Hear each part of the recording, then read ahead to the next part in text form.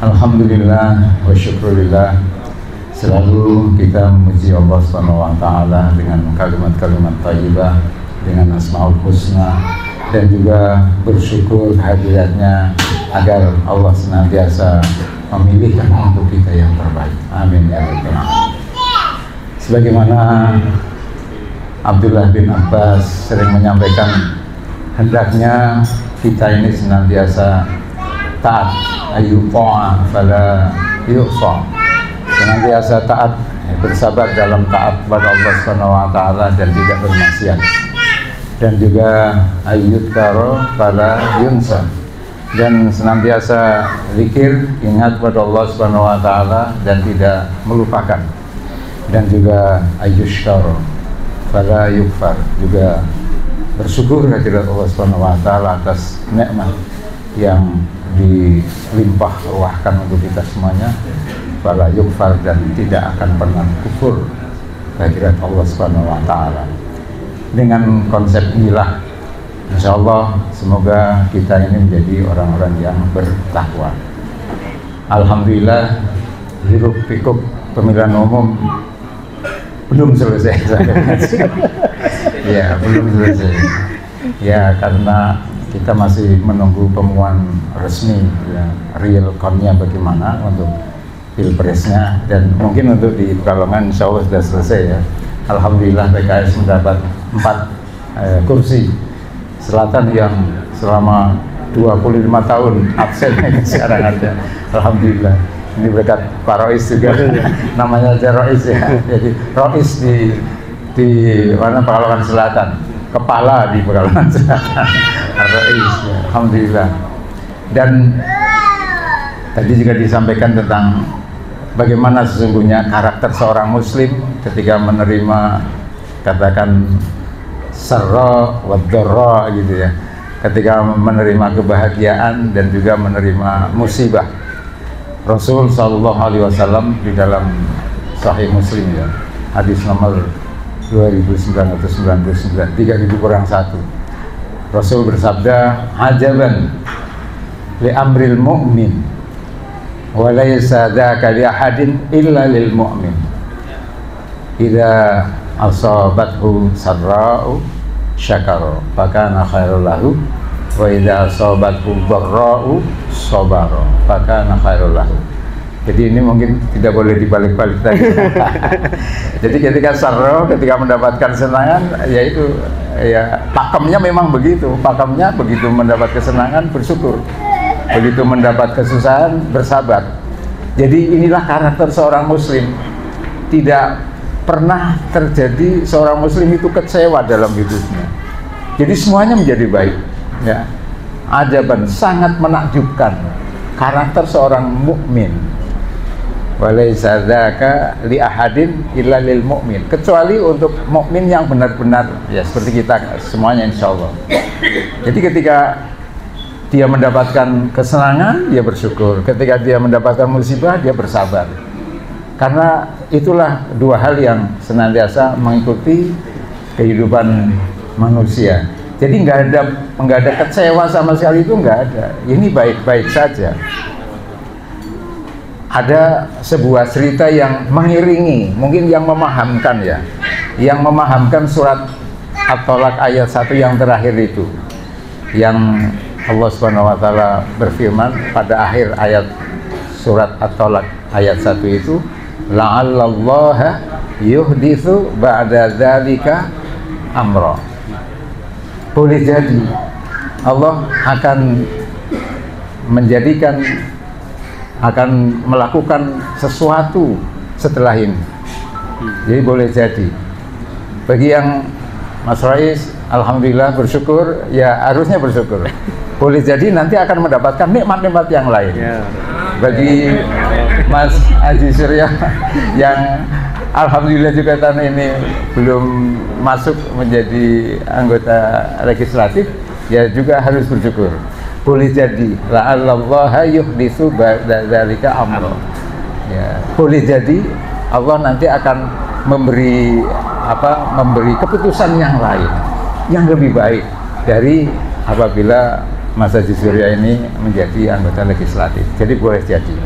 Nah, cerita yang mengikuti ini bukan ayatnya yang mengikuti cerita, tapi cerita yang memahamkan ayat ini adalah ketika ada seorang tukang kayu yang sangat mahir. Dia dipercaya oleh raja. Kemudian suatu ketika raja sangat murka karena dia membuat sesuatu yang tidak sesuai dengan permintaan raja. Dia sangat murka, akhirnya memutuskan harus dihukum mati besok begitu. Akhirnya tukang kayu ini pulang, kemudian bercerita sama istrinya, nggak bisa tidur semalaman, tapi istrinya luar biasa, penghibur bagi suami yang luar biasa. Mas, tidurlah seperti malam-malam yang lalu.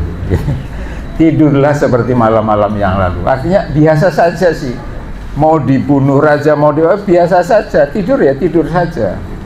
Apa yang terjadi keesokan harinya? Para punggawa datang, kemudian dengan pasukan penuh begitu, mengetuk pintu. Kemudian ketika si tukang kayu ini menghadap, lalu dikatakan, Bapak, hari ini cepat ke istana, karena raja sudah mangkat tadi malam. Raja mati, mati. Jadi rajanya mati duluan. Malah dia sebelum dilantik ada yang begitu, Ustaz. Semoga tidak, semoga tidak ya. Ya, semoga tidak. Jadi raja ini mati duluan. Ternyata tukang kayunya sehat walafiat, bahkan dia membuat peti matinya yang sangat indah begitu ya. Jadi la'allallaha yuhditsu ba'da dzalika amra. Subhanallah. Surat At-Talaq ayat 1 itu ya, yang terakhir itu. Jadi para suami, para istri juga bisa saling mengatakan, tidurlah seperti malam-malam yang lalu saja. Artinya jangan gusar, jangan sampai harus minum pil obat tidur dan sebagainya, nggak usah. Tidurlah seperti malam-malam yang lalu. Para ikhwan dan akhwat yang saya muliakan, hari ini tanggal 27 Sya'ban, 27 Sya'ban. Kita sering berdoa, Rabbana, tadi doanya tadi ya, barik lana fi Rajab wa Sya'ban wa balighna Ramadan. Ya Allah, berkailah dalam bulan Rajab dan bulan Sya'ban. Rejab ruah gitu ya. Kemudian masuk ke bulan poso. Alhamdulillah, keberkahan Allah itu, keberkahan Allah melimpah ruah untuk kita semuanya. Alhamdulillah kita dalam keadaan sehat ya. Sehat, ketika sakit ya cepat sembuh kan gitu ya. Ya itu kalau sudah percaya la'allallah yuhditsu ba'da dzalika amro, ya sakit ya insya Allah cepat sembuh. Dalam keadaan yang kurang mengenakan pemikiran kita, hati kita, apabila kita benar-benar yakin kepada Allah, ya akhirnya sebentar lagi menjadi enak, menjadi orang yang selalu bersyukur kehadirat Allah Subhanahu wa taala. Hari ini 27 Sya'ban, besok hari Sabtu itu 28, dan hari Ahadnya itu tanggal 29 Sya'ban. Tanggal 20 Sya'ban atau tanggal 29 bulan-bulan yang lain dari Muharram, Safarun, Rabiul Awal, Rabiul Tsani, Jumadal Ula, Jumadal Tsani, Rajabun, Sya'ban, kemudian Ramadan, Syawal, Dzulqa'dah, Dzulhijjah. Di tanggal 29 di bulan-bulan itu semuanya itu adalah hari yang terakhir. Artinya nanti pada hari Ahad tanggal 29 Sya'ban, kemudian ketika dulu zaman Rasulullah SAW, masyarakat diminta, para sahabat diminta untuk melihat hilal. Dan Rasul pada waktu itu karena sangat populer tidak baca, sangat populer tidak tulis dan hitung, maka teknologi satu-satunya waktu itu melihat atau ru'yah, melihat. Namun ketika kemudian masyarakat muslim seiring dengan kemajuan zaman sekarang sudah pandai hisab, baca tulis hisab, bahkan komputer, bahkan IT dan sebagainya, program-program, maka insya Allah hisab ini sekarang menjadi menjadi di depan daripada ru'yah. Saya sampaikan bahwa menurut hisab hakiki wujudul hilal pada tanggal 10 itu sebelum maghrib itu sudah terjadi ijtima atau konjungsi, conjunction, atau bumi kita, bulan dan matahari dalam satu garis cakrawala. Itu namanya kumpul ijtima. Ijtimanya sebelum maghrib. Dan begitu bulan bergeser sedikit saja, nanti dia akan menjadi bulan sabit, maka besok sudah tanggal 1. Nah, kejadiannya nanti, lusa ya, tanggal 10, hari Ahad itu, sebelum maghrib sudah terjadi ijtima, kira-kira pukul 16. Kemudian pada saat maghrib, matahari tenggelam lebih dahulu dari hilal atau dari bulan baru. Kemudian pada saat itu hilal di seluruh wilayah Indonesia, kecuali daerah mana itu, daerah Kepulauan Maluku ya sana, dan sebagian di Irian di Papua sana itu belum, tapi hampir keseluruhannya sudah positif. Maka dengan 3 syarat ini, menurut hisab hakiki wujudul hilal, maka malam itu, malam Senin itu dan keesokan harinya sudah tanggal 1 Ramadan. Jadi yang mempercayai hisab wujudul hilal ini harus puasa pada hari Senin, Muhammadiyah awalnya memang dengan ru'yah. Bahkan di dalam HPT, Himpunan Putusan Tarjih, itu disebutkan as-saumu wal fitru birru'yati wala mani'a bil hisabi. Jadi saum, memulai puasa itu dengan ru'yah, tetapi juga tidak menolak kemungkinan dengan hisab. Namun sekarang ini hisab lebih dahulu. Karena apa? Ru'yah itu terlalu sulit. Sejak tahun 81 itu, ketika masih ada Pak Kiai Makmur yang ada di Sukabumi sana, di Pelabuhan Ratu. Jadi di sana ada pos observasi bulan Pelabuhan Ratu. Ada seorang kiai namanya Kiai Makmur. Tahun 81 itu dia melihat hilal dalam ketinggian 2 derajat. Itu sangat aneh memang. Ketika para astronom Islam itu mengatakan nggak mungkin 2 derajat, tapi beliau bisa melihat. Akhirnya dengan penglihatan beliau itu, lalu sampai dengan 2021 itu 2 derajat masih dijadikan pegangan. Jadi setiap kali dihisap 2 derajat, pasti ada laporan dari seluruh wilayah Indonesia. Laporan berhasil melihat hilal, laporan berhasil melihat hilal.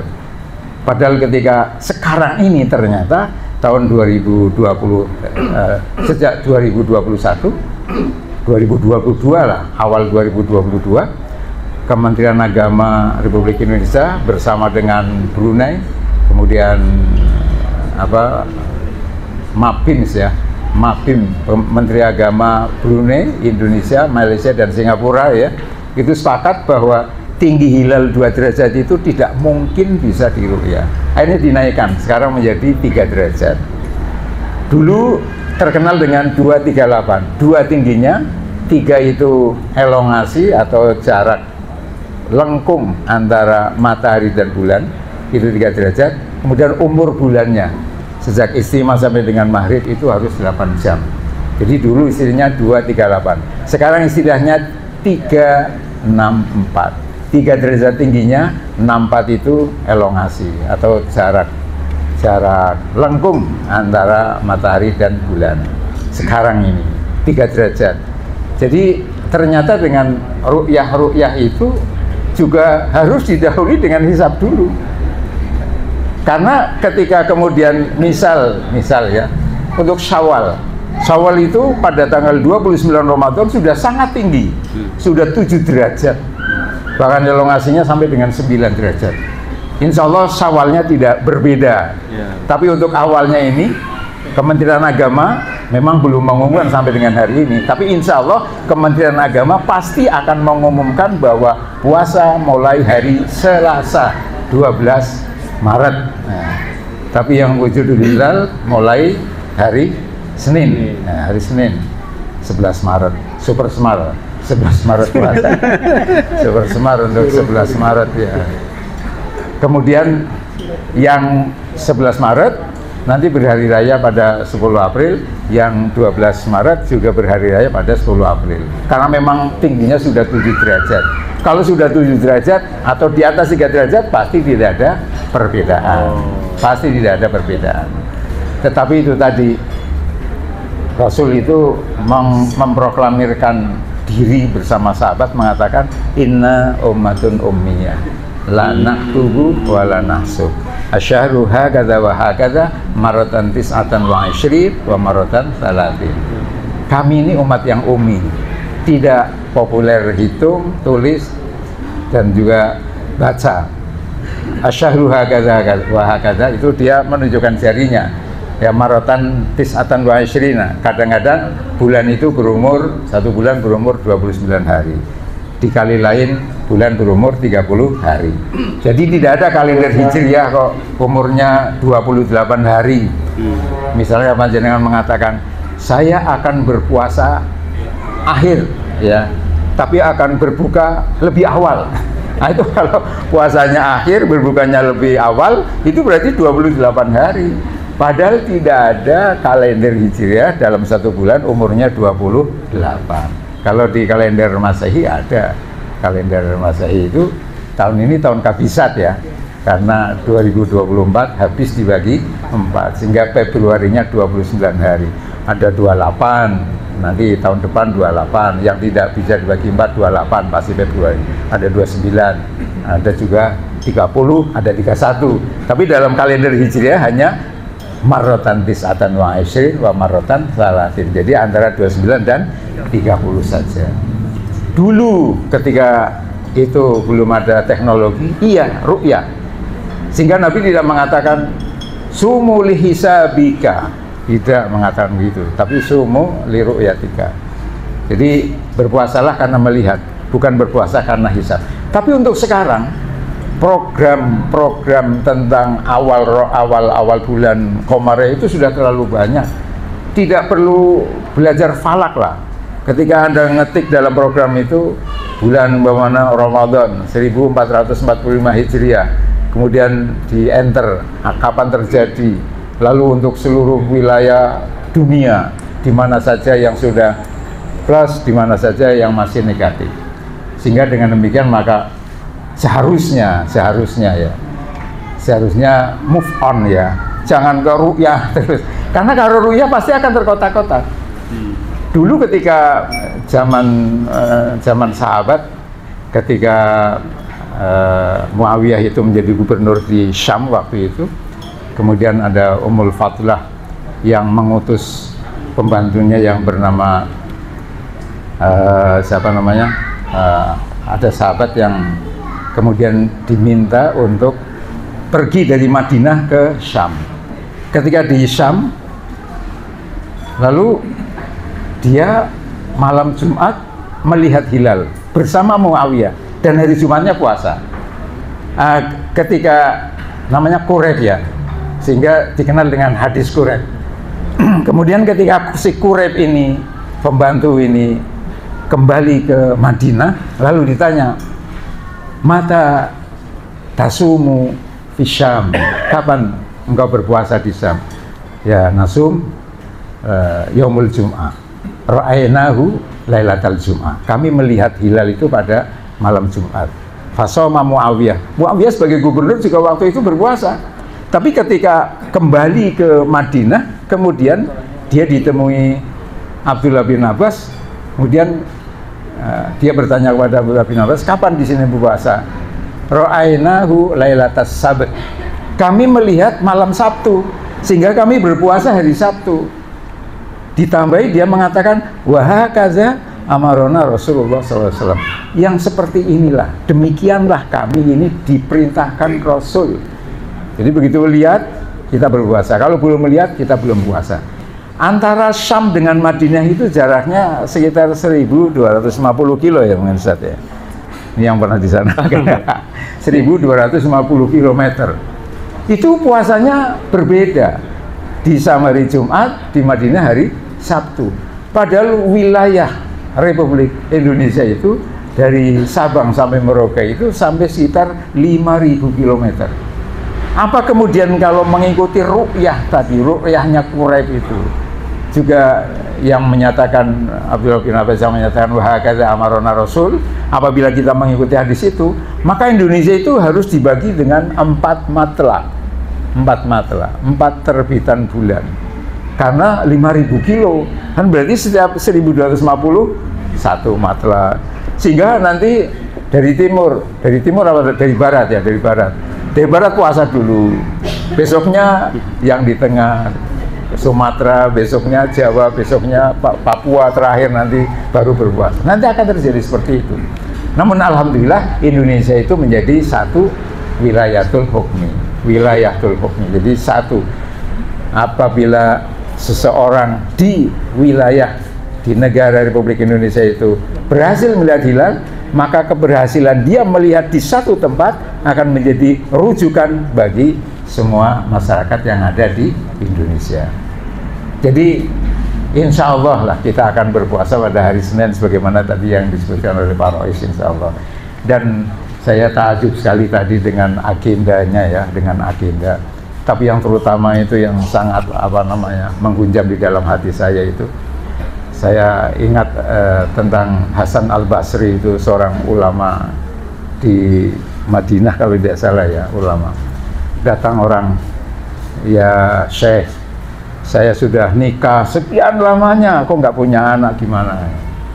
Datang lagi seorang, ya Syekh, kebun saya kering. Datang lagi seorang, ya Syekh, rezeki saya seret. Kepada semuanya itu dikatakan istaghfiru rabbakum, istighfarlah banyak-banyak, terutama fis sahur gitu ya. Wahum yastaghfiruna fis sahur ya, wa bis sahur hum yastaghfiruna, apa gitu ya. Jadi mereka itu para salafus solehin itu pada saat sahur itu waktu menjelang subuh gitu ya, mereka istighfar. Kemudian seperti disebutkan dalam surat Nuh ya, ayat 10 ya, faqultu astaghfiru rabbakum innahu kana ghaffara yursilis sama 'alaikum idrara wa yumditkum bi amwalin wa banin. Ya, dan Allah akan memberikan engkau amwal, harta benda yang banyak, dan banin, dan anak-anak. Wa yaj'al lakum jannatin wa yaj'al lakum anhara, dan juga akan memberikan kebun yang subur dan sungai-sungai yang mengalir. Subhanallah, luar biasa. Ini istighfar, kekuatan istighfar itu luar biasa. Seperti Gus Baha itu, saya pernah mendengar ceramahnya, saya malu kalau minta kepada Allah Subhanahu wa Ta'ala. Lah terus apa? Sudah istighfar saja terus. Pokoknya kalau sudah istighfar, Allah nanti akan menata kehidupan kita. Jadi terutama itu fis sahur itu antara pukul 3-an lah ya. Ya dengan semuanya pastinya sudah terbiasa. Coba HP-nya dilihat, pasti ada alarm 0300. Alhamdulillah ya. Kalau tidak pakai alarm berarti sudah pakai alarm alarm batini. Alarm batini. Begitu jam 3 udah bangun sendiri dia. Subhanallah, itu sangat luar biasa ya. Istaghfiru rabbakum. Dan istighfar itu kan untuk menetralisir semua kegundahan kita. Ada saat kita melepas anak mau pergi kuliah umpamanya, naik sepeda motor, kan kadang-kadang berpikiran, nggak neng jalan kecelakaan, nggak ngene, nggak. Kemudian dinetralisir dan astagfirullahaladzim. Insya Allah nanti Allah akan memberikan yang terbaik bagi anak kita, berjalan naik motor misalnya dari Pekalongan ke Jogja dengan selamat. Tapi intinya semuanya yang negatif-negatif itu dinetralisir dengan istighfar. Dan mari kita menghilangkan kebiasaan yang buruk pada tahun-tahun yang lalu. Saya yakin kita sudah tidak mempunyai kebiasaan yang buruk lah. Barangkali masih ada sisa-sisa. Paling tidak cara berpikir. Seperti tadi, cara berpikir bahwa kita ini harus ya dalam keadaan bagaimanapun harus husnudzon kepada Allah Subhanahu wa Ta'ala. Jangan sampai kalah dengan orang Jepang ya. Dulu orang Jepang itu ketika mempunyai orang tua yang sudah tidak bisa bekerja, yang sudah di atas dipan saja, nggak bisa ngapa-ngapain lah gitu ya, itu kemudian digendong oleh anak laki-lakinya, baik ibunya ataupun bapaknya, digendong kemana? Ke Gunung Fujiyama. Jadi di sana ada hutan, di kaki Gunung Fujiyama ada hutan yang sangat lebat. Suatu ketika ada seorang Jepang laki-laki itu yang menggendong ibunya masuk ke hutan.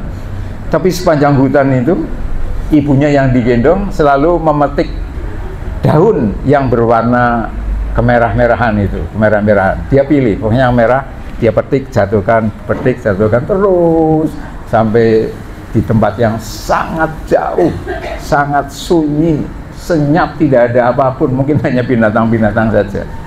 Kemudian orang tuanya diturunkan, selamat tinggal mama, ya mama di sini silahkan, mau hidup mau mati silahkan, gitu ya. Itu kejamnya kan begitu. Tapi apa yang disampaikan mamanya? Nak sebentar, nak sebentar. Sepanjang jalan tadi saya memetik daun yang berwarna merah. Coba lihat, itu daun itu merah, terus merah. Daun itu sengaja mama petik agar kamu tidak tersesat sampai di rumah. Karena sulitnya jalan yang tadi kita tempuh, belok kanan kiri kita nggak tahu. Jadi silahkan nak, ikuti daun merah itu. Nanti, bukan insya Allah, nanti engkau akan sampai di rumah. Demi mamanya mengatakan seperti itu, dia sadar sesadar-sadarnya, bukan rindu serindu-rindunya, bukan ya, sadar sesadar-sadarnya. Lalu didekapnya orang tuanya, kemudian digendong kembali pulang ke rumah. Dan sejak itu, ya masyarakat Jepang konon sudah tidak menggendong orang tuanya lagi untuk dibuang di hutan. Itu kan berarti adat istiadat yang buruk, ya sudah, cut di situ kan, jangan kemudian diterus-teruskan. Kiranya banyak ya adat istiadat yang mungkin orang tidak tahu karena Allah menutupi aib kita, tetapi kita sendiri tahu. Saya punya adat istiadat, kebiasaan-kebiasaan yang buruk. Itu coba menjelang Ramadan ini kita hilangkan. Orang Jepang saja bisa kok, apalagi kita orang Muslim gitu ya. Saya dulu pernah membimbing KKN ya di daerah Solo Baru sana. Kebetulan ada kematian, ada orang yang keseripahan. Karena keseripahan meninggalnya itu sore hari, maka malam itu jenazah masih disiapkan di ruang tamu. Tetapi kemudian didatangkan kursi, meja, macam-macam, plus kartu judinya. Setiap meja ada kartu judinya, semuanya gitu ya. Jadi ada yang meninggal di situ, mereka main judi. Alasannya apa? Sambil menunggu mayat, lalu setiap meja itu nanti akan terkena pajak. Nah, pajak-pajak itu nanti dikumpulkan untuk yang keseripahan, yang tuan rumah. Bagus kan? Ini adat yang bagus soalnya gitu. Tapi bersamaan dengan itu juga mereka minum tua, ya, minum alkohol yang sampai 40% itu. Di sana kan ada produsennya itu di Solo itu. Jadi minum itu, kemudian mabuk, kemudian judi untuk menunggu mayat. Saya katakan kepada para mahasiswa, coba kita ubah. Bagaimana caranya? Ya sedikit demi sedikit lah, jangan frontal. Ini yang sudah terjadi ya biarkan saja. Tapi coba datang ke sana, dideketi satu persatu orang itu, supaya tidak melakukan adat istiadat yang bertentangan dengan syariat. Alhamdulillah, mudah-mudahan sekarang sudah tidak ada ya. Kalau masih ada ya wallahu alam bishawab. Kemudian yang terakhir untuk kesuksesan kita, ada 3 untian yang menurut saya ini bisa dipertimbangkan lah untuk kehidupan kita ke depan. Yang pertama, yang paling bertanggung jawab atas kebahagiaan kita adalah kita sendiri. Yang paling bertanggung jawab atas kebahagiaan Anda adalah Anda sendiri. Yang paling bertanggung jawab atas kebahagiaan dia adalah dia sendiri. Artinya apa? Seorang istri umpamanya didorong oleh suaminya untuk melakukan hal-hal terbaik, tapi kalau memang dia tidak mau menerima ajakan suaminya, ya sudah, apa adanya saja, dia tidak akan menjadi bahagia. Tapi sungguhnya adalah dirinya sendiri yang menjadikan dia bahagia. Jadi yang paling bertanggung jawab atas kebahagiaan kita adalah kita sendiri, yang pertama. Kemudian yang kedua, sukses adalah milik orang-orang yang serius. Saya sangat yakin Pak Rois ini sangat serius ya, dalam menangani PKS di Kota Pekalongan ini. Insya Allah kan itu sangat serius. Mungkin malam-malam nggak tidur, malam-malam munajat, malam-malam subhanallah. Mungkin seperti kemarin gitu ya, barangkali nggak tidur sekian hari, barangkali saja. Ya, sukses itu milik orang-orang yang serius. Kalau nggak serius, pasti nggak sukses. Itu saja, gitu ya. Jadi ketika kita ingin sukses harus serius. Jadi bahagia, yang paling bertanggung jawab adalah kita sendiri. Dan sukses itu milik orang-orang yang serius. Kemudian yang ketiga ini, yang ketiga, jangan melakukan kesalahan yang prinsip. Seseorang yang melakukan kesalahan yang prinsip, nanti dia akan tersandra dengan kesalahannya itu. Kemudian dia akan menjadi orang yang sangat inferior, akan sangat rendah hati, karena tersandra oleh kesalahannya sendiri. Ya kita melihatlah, mohon maaf ya, seperti Zulhas umpamanya tersandra dengan kesalahannya sendiri, seperti partai Gelora umpamanya. Ya, Fahri Hamzah itu tersandra dengan kesalahannya sendiri. Ya enggak apa-apa, kita ngomong memang begitu kok. Golkar juga begitu, tersandra dengan kesalahannya sendiri. Dan saya baru saja terima ini berita yang sangat luar biasa itu. Jadi ke depan ini nampaknya ya Pak Jokowi ini menginginkan dia menguasai partai-partai seperti di Malaysia UMNO itu. Dia menguasai lebih dari sepertiga kursi di DPR. Jadi nanti Golkar, kemudian PAN, kemudian Gerindra, PKB ini sedang diakali. Jadi subhanallah, ini benar apa tidak beritanya, tapi begitu ya. Ya. Jadi Muhaimin itu akan diperkarakan karena perkara yang belasan tahun yang lalu itu. Nanti dia masuk penjara, lalu orang-orang dari Ormas Nahdlatul Ulama nanti yang akan memegang PKB. PKB nanti akan masuk. Sehingga nanti di DPR pusat sana 33% lebih itu dipegang oleh Jokowi. Subhanallah, kalau sudah begitu nanti ya wallahu alam bishawab ya. Tapi insya Allah PKS kan tetap karena bukan partai tersandra ya, insya Allah ya. Jangan melakukan kesalahan yang prinsip. Kalau melakukan kesalahan prinsip, tersandra pasti. Tersandra oleh istrinya, tersandra oleh suaminya, tersandra oleh anaknya, tersandra oleh dirinya sendiri. Depresi artinya, akhirnya dia. Jadi luar biasa nih 3 hal ini. Pokoknya kalau 3 hal ini dipegang, subhanallah, Anda menjadi orang bahagia lah di dunia. Paling bahagia di dunia. Mungkin yang lain tidak. Ya, seperti kita semuanya ini ketika menikmati buang pagi ya, buang pagi itu subhanallah, setelah itu kemudian merasa ya Allah, alhamdulillah saya seperti orang yang paling sehat di dunia, subhanallah, karena perut kita enak, perut kita enteng gitu, merasa paling sehat di dunia, bersyukur pada Allah sampai seperti itu ya. Jadi, dan yang paling terakhir ini, jadilah terus kita ini golongan orang-orang yang menyampaikan kebaikan-kebaikan. Wal takum minkum ummatu yad'una ilal khair, ya'muruna bil ma'ruf wa yanhauna 'anil munkar. Selalu kita untuk menjadi orang-orang yang selalu menyampaikan kebaikan-kebaikan kepada masyarakat yang benar-benar masyarakat itu sangat membutuhkan. Siapa saja pasti membutuhkan. Bahkan orang yang alim sekalipun, kiai sekalipun, ketika dia keseripahan umpamanya istrinya meninggal, dia butuh kata-kata sabar dari santrinya. Sabar Pak Kiai, itu butuh dia seperti itu.